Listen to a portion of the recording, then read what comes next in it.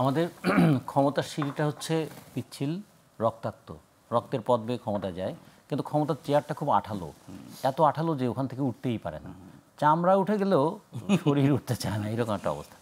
সে কারণে মানুষ বলে যে গদি পেলে কেউ ছাড়তে চায় না। এইটা কথাটা কিন্তু এইবার একটা চ্যালেঞ্জ এসছে।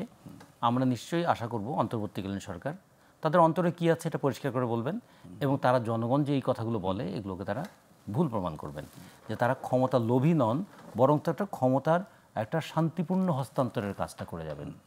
তারা ক্ষমতা প্রত্যাশী নন, যাতে ক্ষমতার একটা পিসফুল ট্রানজিশন আর ট্রান্সফরমেশন অফ পাওয়ার এটা হয়, নির্বাচনী ব্যবস্থাটাকে সুষ্ঠু, অবাধ, গ্রহণযোগ্য করে যাবেন।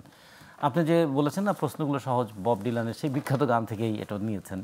সেখানে একটা কথা আছে না, যে কতটা অপচয়ের পরে বলবে তুমি এসে, বড্ড বেশি মানুষ গেছে বানের জলে ভেসে।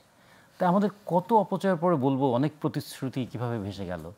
তাই প্রতিশ্রুতি ভঙ্গের হতাশা কিন্তু খুব ক্ষতি করে একটা জাতির জন্য। না, ভঙ্গের আমরা আশঙ্কা করছি না, আমি বলছি যে এইটা না, আশঙ্কার জন্য বলছি না, যে মানুষ যেটা রুমিন আপা বললেন যে জনগণ মনে করে না, তাহলে এই যে মানুষ যে মনে করে না, এই মনে করা না করাটা কিন্তু যারা ক্ষমতায় থাকেন তাদের জন্য হয়তো তাদের দম্ভও হতে পারে, অথবা তাদের জন্য লজ্জাও হতে পারে, যে মানুষ কেন মনে করে না। আমি তো নিজের মুখে বললাম আমি ইলেকশন দেবো, তারপর মানুষ বিশ্বাস করছে না, তার মানুষকে আমার কথা বিশ্বাস করছে না।